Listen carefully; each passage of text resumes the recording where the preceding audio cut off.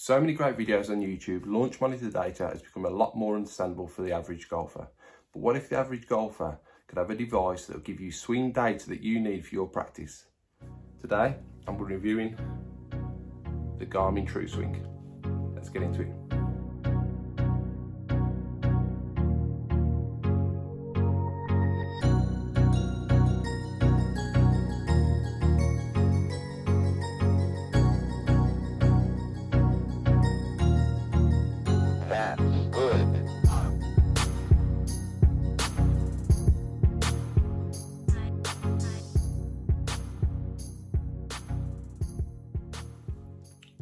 Right, looking at the website at a glance, it explains that you can enjoy a new convenience of swing training at a glance, swing data right from your wrist with compatible approach watches. So that means if you've got an approach watch or a handheld approach, then it's compatible with that you can actually read the data on there rather than having to have it on a smartphone or an iPad.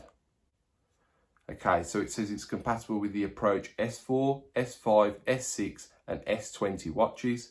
Also compatible with the approach G7 and G8 handhelds. Now also, I know, because I use the G80, that it's compatible with this. There is an issue. If you use this to give the readings on the screen for you, you can't use the launch monitor data at the same time. Something I think Garmin are missing a bit of a trick with. They could do something with their software where you could have launch monitor data, ball data and swing data, and maybe put it all onto one website where you can look at it. I'll go into this a bit more.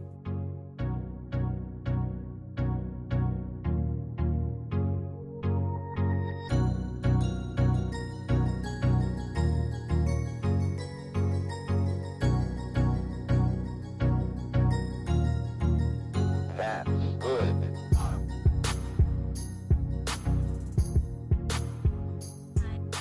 Now, it does actually say on the Garmin website that this product is permanently out of stock. Now, that doesn't mean you can't get it anymore. It is available on eBay. I am wondering why they've stopped making it, but I know it's been around for a while. This one's just passed me by. I only heard about it about 2 weeks ago, so I thought I'd do a review on it in case anyone out there wants to get one. You can get them secondhand, and people are still selling them brand new on websites as well. Right, so just setting up the Garmin Truswing is a case of attaching to the shaft just below the grip. It has to then be in line down the with the grooves down the bottom of the club, and then from there you're going to be pressing the button, which then you can sync it to your Bluetooth device. Right, so it's a little bit windy outside, so what I'm going to do, I'm going to hit 5 shots outside. We'll come back in and talk about the data. Now, my normal swing would be about 4 degrees in to out on TrackMan and around 3 degrees closed. So I sort of get a shape back to target with the draw. We'll see what the numbers come out on that.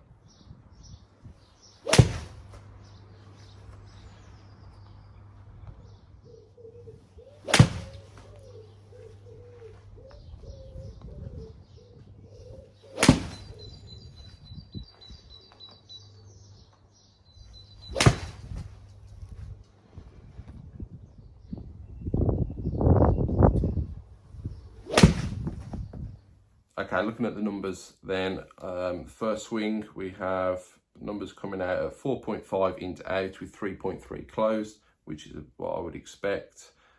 Swing 2, we have 4.9 in to out with 2.9 closed. Again, fairly what I'd expect. And then the third swing, I'm not going through all of them because they're all live exactly the same. So I've got 4.4 in to out and 4 degrees closed. What I will work through, have a look at, is the 3D data, which I'll show up on the screen. Is you can manipulate where you want to look from on the 3D data, and you can actually view what your swing looks like. We'll go into that a little bit more detail in a bit, because sometimes people get too stuck in what actually their swing looks like at the top and where they get into and what positions, where it can realistically not make a lot of difference down at the ball. We'll have a look at that. I'm going to try and hit 2 functional fades now, and we'll have a look at them numbers. So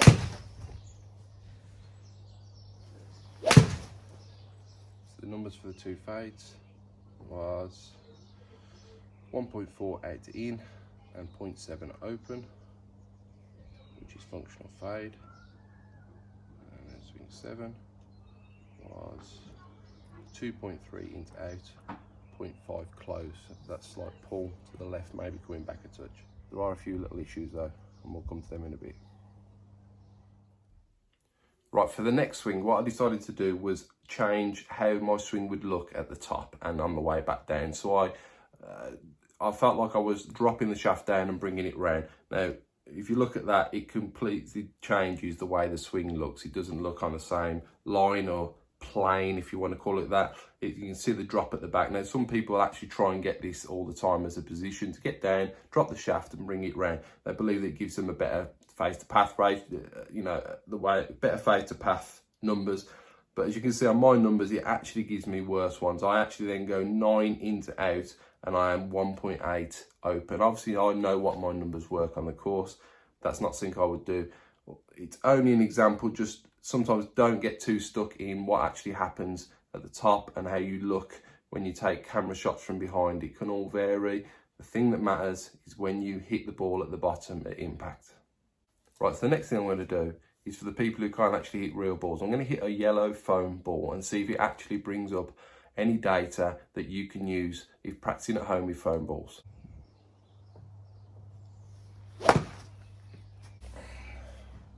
Right, so the foam ball data gives us 3.9 into out and 6.1 close, which is pretty much what I thought it would do.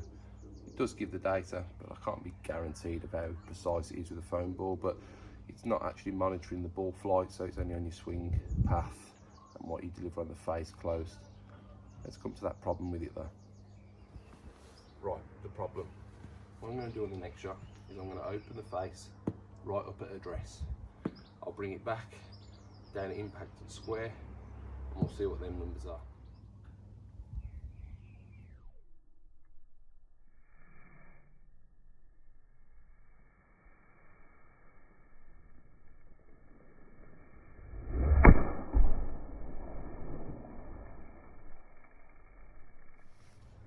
Right, after that shot, I was 28.2 closed with a path of 19.2 out to in.